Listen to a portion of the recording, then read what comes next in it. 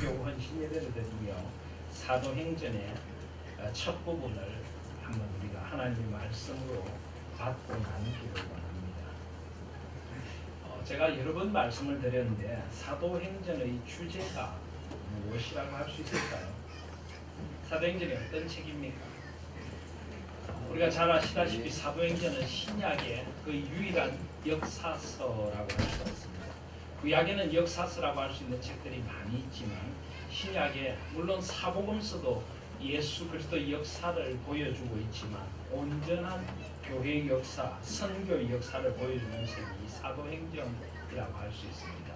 그래서 이 사도행전은 우리가 알다시피 사복음서에서 시작된 예수 그리스도, 그 예수 그리스도의 구원의 사역과 하나님 나라 운동, 그리고 새로운 교회 운동이 사도행전 속에서 성령 하나님의 역사로 땅 끝까지 그 역사가 펼쳐져 가는 이것이 바로 사도행전의 주제라고 할 수가 있습니다. 그래서 사도행전은 사도들의 이 하나님 나라를 위한 헌신을 보여주고 있는 사도행전이기도 하고, 성령 하나님께서 친히 역사하셔서 그 일을 이루어 가시는 성령행전이기도 하고, 하나님의 교회가 어떻게 서가는가를 보여주는 교회 행전이기도 한 것이 바로 이 사도행전입니다. 그런데 이 사도행전의 아주 중요한 주제가 또 하나 있습니다.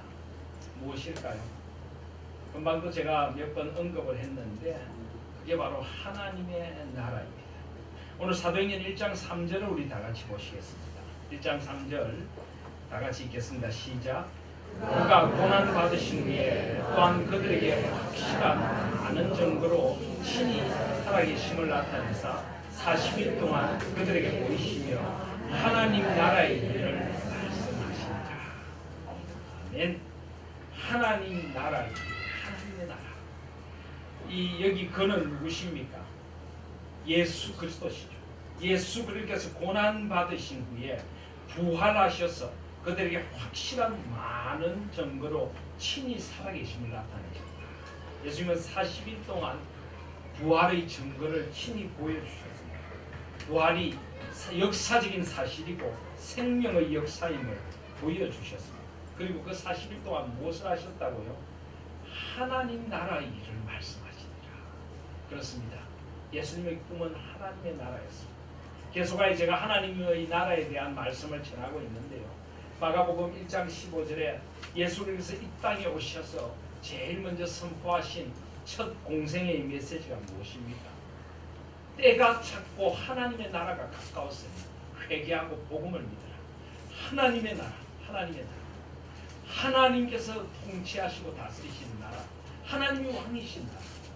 우리 한 사람 한 사람이 하나님을 나의 왕으로, 나의 주님으로 모시고 하나님의 다스리심 안에 살아가고, 우리의 가정이, 우리의 교회가, 우리의 시대와 사회와 역사가 하나님의 다스리심 안에서 하나님이 원하시는 의와 평강과 희락이 강같이 흐르는 나라로 회복되는가.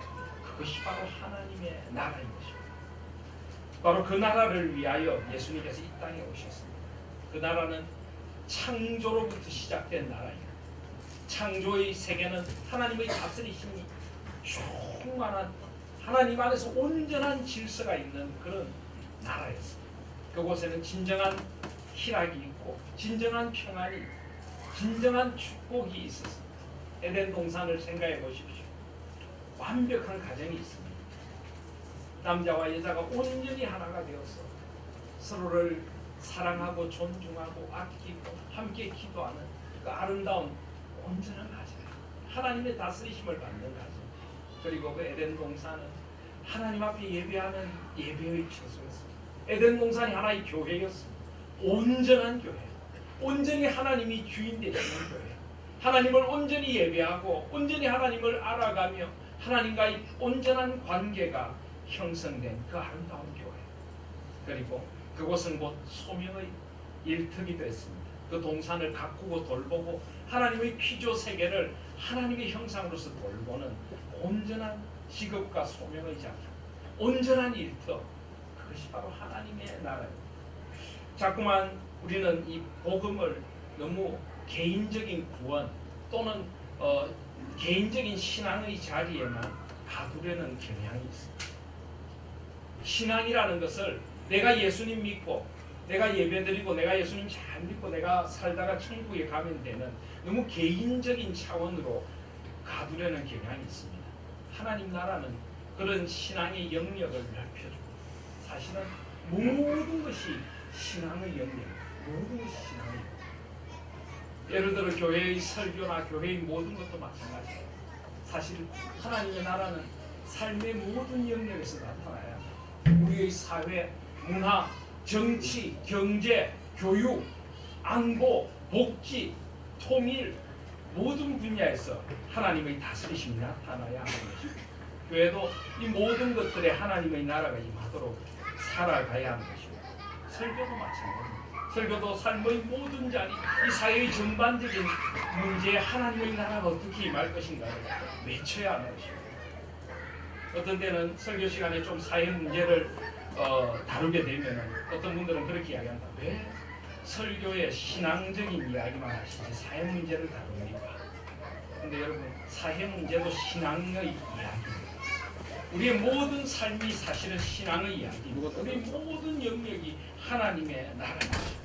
바로 하나님께서 창조하신 그 세상, 그것이 하나님의 나라이고 그 나라를 회복시키기 위해 예수님께서 오신 것이고, 예수님께서는 친히 병들고 소외된 이들을 찾아가셔서 치유하고 회복시키셔서 그 나라에 들어오도록 하셨고, 교만하고 잘못된 이들의 마음을 바꾸셔서 그 나라에 들어오도록 하셨고, 그 나라에 대하여 가르치시고, 그 나라의 그 비전을 살아갈 수 있도록 너희는 먼저 그의 나라와 그의 의를 구하라. 이 하나님의 나라를 전파하신 것입니다. 바로 이 하나님 나라의 비전, 그것이 이제 사도행전을 통하여서 예수 그리스도 안에서 온전히 땅끝까지 얻어져 나가는 이야기, 바로 이것이 사도행전인 것입니다. 그래서 사도행전은 하나님 나라의 행전이다라고 부를 수도 있습니다. 사도행전이 시작하면서 예수님께서 하나님 나라의 일을 말씀하셨다라고 하는데, 우리 여러분 사도행전 마치는 부분을 한번 가보시겠습니다. 사도행전 이 몇 장까지 있습니까? 28장까지 있습니다. 어떤 분은 사도행전이 29장까지 있다 하는 분들도 있습니다. 그것은 성경이 사도행전이 29장까지 있는 게 아니라 우리가 이제 사도행전 29장을 계속 써가야 한다. 이 완성된 성경이 아니라 우리 교회를 통하여 써가야 된다 하는 의미에서 사도행전 29장, Acts 29이라는 표현도 쓰긴 합니다만 성경의 사도행전 28장으로 끝이 납니다. 그런데 사도행전 마지막이 어떻게 끝이 납니까? 30절, 31절을 보시면 바울이 온 이태를 자기 셋집에 머물면서 자기에게 오는 사람을 다 영접하고 하나님의 나라를 전파하며 주 예수 그리스도에 관한 모든 것을 담대하게 거침없이 가르치더라. 사도행전의 시작도 하나님의 나라이고 사도행전의 마침도 하나님의 나라입니다. 사도 바울은 하나님의 나라를 전파했습니다. 온 땅에 임하는 하나님의 나라, 한 개인만이 아니라 그 사회와 공동체, 가정들이 새롭게 나고 나라가 새롭게 나서 온 땅에 하나님의 다스리심이 임하는 그 하나님의 나라를 전파하며 주 예수 그리스도에 관한 모든 것을 담대하게 가르친다. 이것이 바로 사도행전의 역사인 것입니다. 그래서 사도행전은 하나님 나라의 행전이다라고 부를 수도 있습니다. 그런 의미에서 우리는 이 사도행전에 나타난 이 아름다운 교회, 또 하나님 나라를 지향하는 이 교회, 이 사도행전의 교회가 우리 이 땅의 교회들의 모델이 되어줘야 합니다. 하나님 나라 공동체로서의 교회가 어떻게 하나님 나라를 바르게 지향해 갈 수 있는가, 그것을 보여주는 모델이 사도행전적 교회라고 할 수가 있습니다. 그래서 우리는 사도행전의 이 교회의 모습으로 끊임없이 돌아가야 하고, 이 사도행전적 교회의 가장 핵심 가르침인 이 하나님 나라의 비전으로 우리는 끊임없이 돌아갈 때 우리 교회가 건강한 교회, 하나님이 원하시는 하나님 교회로 서게 될 것을 믿습니다. 그렇다면 사도행전적 교회의 핵심은 무엇입니까? 사도행전적 교회는 무엇보다 삼위일체 하나님께서 이끌어 가시는 교회라고 할 수가 있습니다. 무엇보다 교회의 주인은 누구십니까? 교회의 주권은 누가 가지고 계십니까? 하나님이십니다. 하나님 나라를 지향한다고 했는데요, 하나님의 나라라고 할 때 물론 나라도 중요하지만 나라보다 사실 더 중요하게 힘을 줘야 될 게 뭘까요? 하나님입니다. 하나님께서 다스리십니다. 하나님께서 다스리시는 모든 영역, 하나님의 나라를 지향한다는 것은 그 교회 주인이 철저히 하나님의 나라의 주인 대신 하나님이 되셔야 한다는 것입니다. 모든 것이 아버지의 권한에 있다고 하십니다. 그 때와 시기에 대해서 이스라엘 나라를 회복하심이 이때이니까 묻는 제자들의 질문에 7절에 뭐라고 하십니까? 이르시되 때와 시기는 아버지께서 자기의 권한에 두셨으니 너희가 알 바 아니오. 아버지의 주권, 아버지 하나님께서 주인 되시는 교회, 아버지 하나님의 나라가 나타나는 교회. 그래서 교회, 사도행전적 교회의 주인은 하나님이십니다. 하나님이 주인 되시는 교회가 바로 사도행전적 교회이고, 하나님이 주인 되신다는 것이 구보로만이 아니라 정말 하나님의 주권을 인정하고 그 하나님의 주권 아래 전부 순복하며 하나님의 주권 아래 하나가 되는 교회가 바로 사도행전적 교회인 것입니다. 반대로 하나님이 아닌 사람이든지 어떤 단체가 주인 노릇을 하려고 하면 그건 하나님의 교회가 하나님 나라를 지향하는 교회, 사도행전적 교회가 아닌 것입니다. 철저히 하나님이 주인 되셔서 오직 하나님 나라를 확장해 가기 위해 존재하는 교회가 사도행전적 교회입니다. 그리고 또 이 사도행전적 교회는 교회의 머리가 누구이신가는 것이 중요합니다.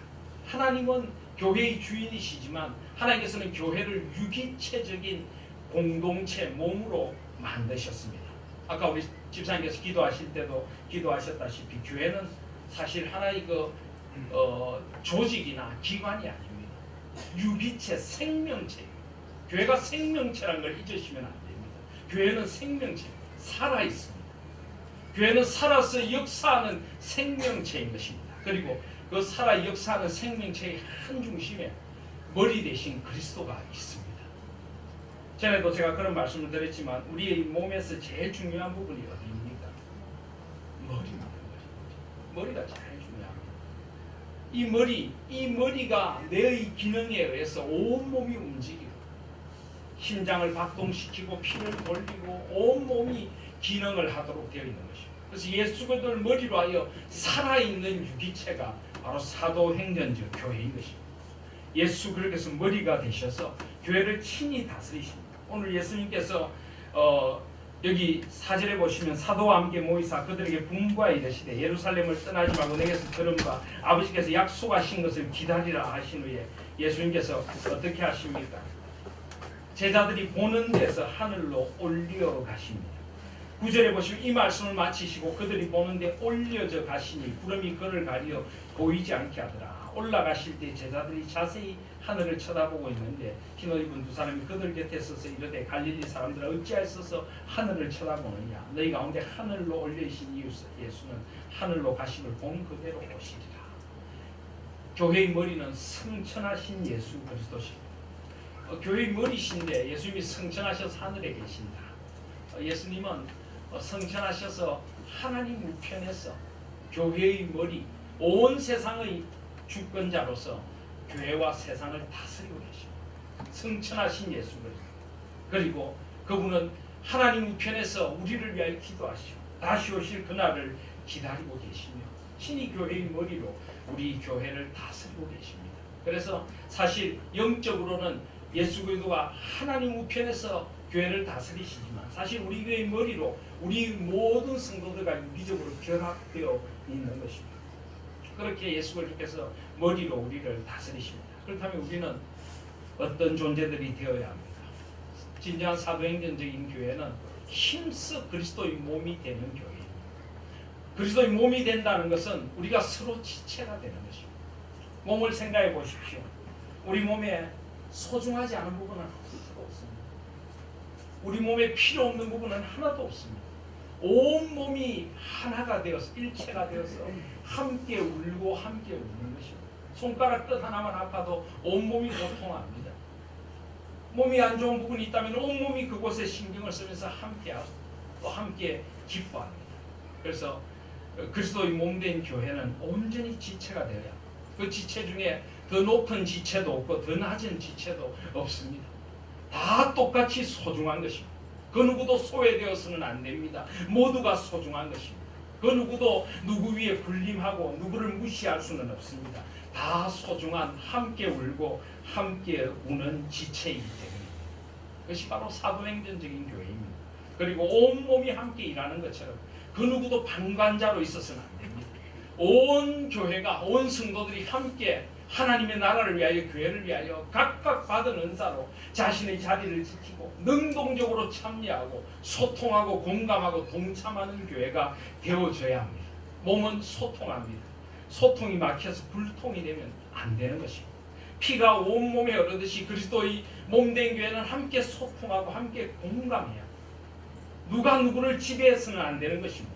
그리고 함께 동참하여서 능동적으로 역동적인 교회를 이루어가고 그 누구도 소외되어서는 안 되는 것. 이것이 바로 그리스도의 몸된 교회인 것입니다. 바로 그 교회가 사도행전적인 교회를 이루어갑니다. 그리고 또 한 가지, 이 교회는 성령 하나님의 능력이 나타나야 합니다.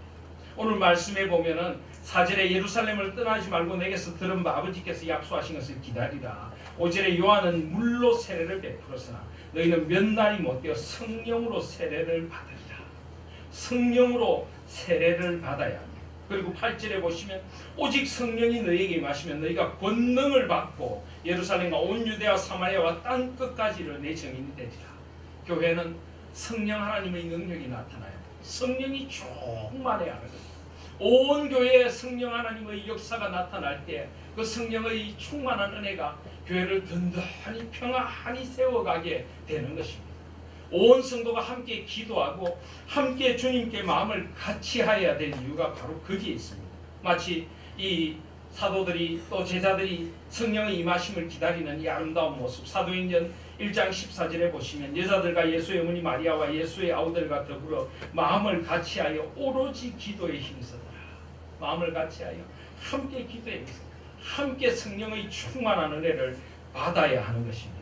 오직 성령으로 충만함을 입어야 합니다. 이 성령의 충만함을 입는다는 것은 성령 하나님은 주권적으로 역사하시는 영이시지만 수동태 명령형입니다.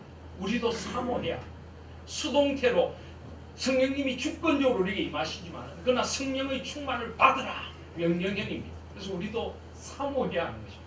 성령 하나님의 은혜를 사모하고 늘 말씀과 기도에 깨어있고 늘 하나님의 뜻에 민감하고 죄에 대하여 민감하고 그리하여 늘 우리가 깨끗한 그릇 성령의 그릇이 되어서 성령 충만한 은혜를 누릴 때 우리 교회가 진짜 성령님의 역사가 나타나는 사도행전적 교회가 될 줄 믿습니다. 이런 성령의 역사가 교회 안에 나타나야 그것이 사도행전적 교회인 것입니다. 그래서 사도행전적 교회는 삼위일체 하나님과 관계하여 온전히 하나님이 주인 되시는 교회, 예수 그리스도를 머리로 하여 한 지체가 되는 교회, 성령의 능력이 충만하게 나타나서 그 성령의 역사가 나타나는 그런 교회가 사도행전적 교회일 줄 믿습니다. 저는 우리 하나님 교회가 그런 교회가 되기를 소원합니다. 입으로 구호로만이 아니라 정말 하나님이 주인 되시고 정말 예수 그리스도를 머리로 하여 지체가 되고 정말 성령 충만한 공동체, 이곳에 들어오면은 성령의 역사가 그냥 느껴지고 보여지고 우리가 드리는 예배에 성령 하나님의 사모함이 차고 넘쳐서 우리 예배에 눈물이 있고 감사가 있고 축복과 은혜가 차고 넘치는 그런 성령의 역사 강같이 흐르는 그런 교회, 우리 교제 속에 성령의 충만한 은혜가 나타나 서로 위로하고 축복하고 서로를 세워가는 그런 교회, 함께 성령의 은사로 함께 교회를 세워가고 열정을 다하여서 교회를 함께 세워가고 땅끝까지 나가서 복음을 전하는 그런 교회, 그런 성령의 역사가 나타나는 선교적, 전도적 지향교회, 그런 교회가 우리 하나님 교회가 되어야 될 것을 믿습니다. 바로 그런 교회의 모습들이 우리가 잘 아는 사도행전 2장에 나타나는 교회의 모습입니다. 사도행전 2장 42절부터 47절 한번 함께 보시겠습니다. 얼마나 아름답습니까? 사도행전 2장 42절에 보시면 그들이 사도의 가르침을 받아 서로 교제하고 떡을 떼며 오로지 기도하기를 힘쓰니라. 하나의 서론처럼 초대교회의 아름다움을 보여주고 있습니다. 첫 번째로 사도의 가르침을 받아 그들은 열심히 말씀을 배웠습니다. 그것도 사도의 가르침을 비록 사도들의 가르침이지만 하나님의 말씀으로 받고 배웠습니다. 그래서 그 말씀 앞에 그들은 변화되었습니다. 서로 교제하고 서로 마음을 열고 서로 돌아보아 사랑과 선행을 격려했습니다. 떡을 떼며, 여기 떡을 뗀다는 것은 성찬을 함께 나누고 또 애찬을 함께 나누는 것이라 할 수 있습니다. 그들은 그리스도의 살과 피를 기념하는 성찬을 만날 때마다 행했습니다. 함께 떡을 떼며 성찬의 공동체, 예수 그리스도의 공동체를 이루었고, 그리고 함께 또 애찬의 떡을 떼며 함께 식사하고 함께 삶을 나누었습니다. 그리고 오로지 기도하기 힘입니다. 그들은 모여서 간절히 함께 기도하는 기도의 공동체였습니다. 그래서 43절에 보면 사람마다 두려워하는데 사도들로 말미암아 기사와 표적이 많이 나타났다. 기사와 표적이 나타나야 될 줄 믿습니다. 교회는 기사와 표적이 나타나야 합니다. 뭐 기사와 표적이라고 해서 너무 이상한 신비로운 현상이 아니라 진짜 기사는 어떤 것입니까? 우리가 변하는 게 기사죠. 우리가 변하는 게 역사입니다. 교회 와서 사람이 변해야 될 줄 믿습니다. 신앙생활을 해갈수록 우리 인격이 변하고 우리의 가치관이 변하고 사람을 대하는 모습이 변하고 용서의 사람이 되고 좀 더 온유하고 겸손한 사람이 되고 우리의 삶이 변해가는 것이 성령 충만하여 우리가 변하는 것이 가장 큰 역사인 줄 믿습니다. 그런 역사가 우리 가운데 나타나요. 우리 공동체가 정말 성령 하나님의 공동체로 변화되고 빚어져가는 그런 표적이 나타나요. 그리고 우리 가운데 물론 병도 낫고 치유와 회복의 은혜가 일어나고 그런 역사가 우리 교회에 나타나고 있지 않습니까? 그리고 사람들 가운데서 온전한 하나님 앞에 헌신하는 그런 표적들이 나타나야 하는 것입니다. 그리고 44절에 보면 믿는 사람이 다 함께 있어 모든 물건을 서로 통용하고 45절에 또 재산과 소유를 팔아 각 사람의 필요를 따라 나눠주었다. 물론 이것은 초대교회 조금 시대적인 배경을 가지고 있습니다. 이 초대교회 특별히 오순절 성령 강림 이후에 일어난 사건인데요. 멀리 이방 땅에 살고 있던 그런 유대인들, 헬라파 유대인들 이런 사람들이 많이 들어왔습니다. 그리고 성령님의 크신 은혜가 임하니까 이곳에 머물러서 함께 은혜를 받기를 원했습니다. 그들은 가진 것이 별로 없었습니다. 나그네로 여행객으로 온 사람들입니다. 그래서 예루살렘에 사는 성도들이 재산과 소유를 팔아 각 사람의 필요를 따라 나눠줬습니다. 모든 물건을 서로 통용하는 유무상통의 공동체를 이루었던 것입니다. 그래서 지금도 우리 교회가 이 모습 그대로 우리 하나의 무슨 공산주의처럼 그런 식으로 또는 이상적인 사회주의처럼 그런 식의 형태를 띄워야 된다 하는 것은 아닐 것입니다. 그렇지만은 이 정신만은 우리가 좀 배울 필요가 있습니다. 적어도 우리 교회 안에서 너무 가난하고 힘들어 핍절한 사람은 없도록 해야 하는 것입니다. 우리 교회 안에서 정말 삶이 너무 막막하여 소망을 자꾸만 포기해야 되는 그런 사람들은 없어야 한다고 저는 생각합니다. 우리 교회 자녀들 가운데 정말 뭔가를 배우고 하나님 나라를 위하여 뭔가 쓰임받고 싶은데 도무지 앞길이 막막하여 그 일을 꿈도 꿀 수 없는 그런 아이들은 저는 없어야 된다고 생각합니다. 우리 교회 안에서도 우리가 서로를 돌아보고 서로의 힘든가 아픔들을 나누어주고 실질적으로 우리가 함께 구제하고 함께 세워가는 그런 공동체가 되어줘야 합니다. 그리고 할 수만 있다면 우리 교회가 사는 지역에 적어도 이 지역에 너무나 힘들어 지치는 사람들은 없어야 할 것입니다. 우리가 조금씩이라도 삶을 나누고 정말 가장 기본적인 생존권을 우리가 지켜주고 보호해주고 그리하여 삶의 작은 소망이라도 나눌 수 있는 그런 교회, 그런 세상에 소망을 주는 그런 교회가 되어져야 될 줄 믿습니다. 그런 꿈도 우리는 함께 꾸어보는 것입니다. 그리고 46절에 보면 날마다 마음을 같이하여 성전에 모이기를 힘쓰고 그들은 날마다 마음을 같이해서 성전에 모이기를 힘썼습니다. 하나님 앞에 모여서 예배하고 하나님 앞에서 하나님 나라의 비전을 예배 속에서 발견했던 사람들이 집에서 떡을 떼며 기쁨과 순전한 마음으로 음식을 먹고 비록 가진 건 많지 않지만 따뜻한 밥 한 그릇이라도 김치 하나 반찬 하나서라도 함께 나누고 기쁨과 순전한 마음으로 음식을 먹고 서로를 축복하고 함께 삶을 나눔이 기쁨이 되는 교회, 정말 한 가족 교회. 교회는 살아있는 유기체이기도 하고 하나님의 가족입니다. 교회는 가족이 되어져야 합니다. 함께 울고 함께 웃고 함께 삶의 소망을 나누고 함께 아파하는 그런 가족이 되어져야 합니다. 기쁨과 순전한 마음으로 떡을 떼고 그리고 47절에 하나님을 찬미하며 온 백성에게 칭송을 받는 그들은 하나님을 찬양했습니다. 그들은 하나님을 예배했습니다. 그리고 하나님의 이름이 사람들에게 찬미를 받도록 살아갔습니다. 저 교회를 보면 정말 하나님이 살아계시는 것 같아요.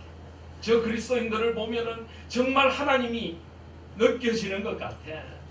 정말 저 속에 진정한 사랑이 있고 진정한 소망이 있고 저게 믿음이구나. 그들은 다른 모습을 보여줬습니다. 그들의 삶을 통해서 하나님이 찬미 받으시도록 살아갔던 것입니다. 그래서 온 백성에게 칭송을 받았다. 저는 종교개 500주년을 맞으면서 이 말씀을 가슴 아픈 마음으로 듣습니다. 지금 이 시대의 교회들이 우리 교회를 포함하여 온 백성에게 칭송을 받고 있습니다. 교회가 세상의 소망이 되고 세상의 칭찬을 받고 정말 저런 사람들을 닮아가고 싶다는 그런 닮음의 대상이 되어져야 하는데 이 시대의 교회들은 사람들의 걱정거리가 되고 있습니다. 세상에서도 하지 않는 일들을 교회에서 한다면서 사람들이 교회를 염려하고 있습니다. 참 안타까운 시대를 살아갑니다. 다시 한번 우리가 교회의 본질을 회복해야 합니다. 그래서 우리가 하나님 나라의 비전을 회복해야 하는 것입니다. 우리만의 천국을 만드는 것이 아닙니다. 이곳도 천국이 되어야지만 온 땅에 하나님의 나라가 임하도록 소망 있는 자들에게 그리스도 안에 있는 소망을 전하고 힘들고 아파하는 이들에게 그리스도의 사랑을 나누고 영적으로 사로잡힌 이들에게 그리스도의 복음을 통하여 예수 그리스도를 만나도록 하고 하나님 안에 있는 사랑과 소망을 나누어서 온 땅에 하나님의 나라가 임하도록 할 때 우리는 온 백성에게 칭송을 받는 교회가 될 줄 믿습니다. 그리고 주께서 구원받는 사람을 날마다 더하게 하실 것이고 이것은 전도와 선교의 열정도 될 것이고요. 그리고 진정한 전도와 선교가 무엇입니까? 복음만 전하는 것이 아니라 삶으로 복음을 보여주고 그들에게 그리스도의 사랑을 전하고 정말 교회가 사람들이 한번 가보고 싶은 공동체 정말 저곳에 가면 뭔가 있는 것 같아. 저곳에 가면 사람들의 얼굴빛이 달라지는 것 같아. 사람이 변하는 것 같아. 그래서 사람들이 저절로 매력을 가지고 찾아올 수 있는 그런 교회 정말 사람들을 이끌어 드릴 수 있는 그런 교회 그래서 주께서 구원받는 삶을 날마다 더하게 하시는 그런 교회가 바로 사도행전적 교회이고 바로 하나님 나라를 지향하는 교회인 줄 믿습니다. 그리고 삶의 모든 영역, 사회의 모든 영역들에 그리스도인답게 바른 가치관과 대안을 제시하고 이 땅과 이 백성들이 어디로 가야 될지 그 방향을 제시해주고 역사의 인식을 가지고 이 역사가 하나님 나라의 역사로 나아갈 수 있도록 그런 역사적인 통찰력을 가지고 시대를 일깨우는 선지자들도 되어야 합니다. 우리가 예수 그리스도의 삼중직을 생각합니다. 예수 그리스도를 머리로 우리가 사도행전 교회를 세워간다고 할 때 예수님은 선지자시고 대제사장이시고 왕이셨습니다. 예수님이 왕이셨던 것처럼 우리는 하나님께서 온 세상을 다스리신다는 것을 선포하되 우리는 제사장의 마음으로 시대를 끌어안고 울어야 다른 이들을 긍휼히 여기고 아파해야 될 줄 믿습니다. 그리고 선지자적인 그런 마음으로 나가서 이 시대를 이끄는 역사적인 비전을 제시해주고 이 시대가 어떤 시대로 나가야 할지 이 사회가 어떤 사회로 나아가야 할지 하나님 나라의 꿈을 시대에 심어주는 그런 교회도 되어져야 될 줄 믿습니다. 그럴 때 우리 교회를 통하여 하나님 나라의 역사가 온 세상에 펼쳐져 갈 것을 믿습니다. 비록 우리 교회는 작은 교회입니다. 겨자씨 하나를 갖고 누룩처럼 미미한 교회입니다. 그러나 우리가 정말 하나님 나라의 본질에 충실하고 정말 이 사도행전적 공동체 교회를 이루고 정말 하나님께서 원하시는 그런 교회를 회복되어 간다면 하나님께서 가루 스말에 푼 누룩처럼 우리를 통하여 하나님 나라의 놀라운 운동, 교회 운동을 새롭게 시작해 주실 줄 믿습니다. 겨자씨 하나를 같지만은 그 겨자씨가 자라 큰 나무가 되어서 새들이 둥지를 틀고 그 위에 깃든 것처럼 길 잃은 사람들, 세상에 지치고 힘든 사람들이 이곳에 와서 안식과 위로를 누리는 그런 교회가 되게 해주실 줄 믿습니다. 문제는 우리가 어떤 크기냐, 겨자씨냐 누룩이냐가 아니라 우리가 어떤 공동체인가, 어떤 하나님 나라의 본질을 세워가는 공동체인가, 그것이 중요한 것입니다. 성령 하나님의 역사를 사모하고 나아갈 때 성령 하나님께서 우리를 그런 교회로 빚어주실 것이고 오직 그리스도만 바라보며 오직 하나님이 주인 되시는 교회를 세워갈 때 하나님께서 그런 아름다운 교회로 우리 하나님 교회를 세워주실 것입니다. 이 사도행전적 공동체 교회를 다시 한번 꿈꾸며 주님 앞으로 다 같이 그리스도의 지체가 되어 함께 나가시는 저와 여러분들 우리 하나님의 모든 성도들이 되시기를 주님의 이름으로 축복드립니다.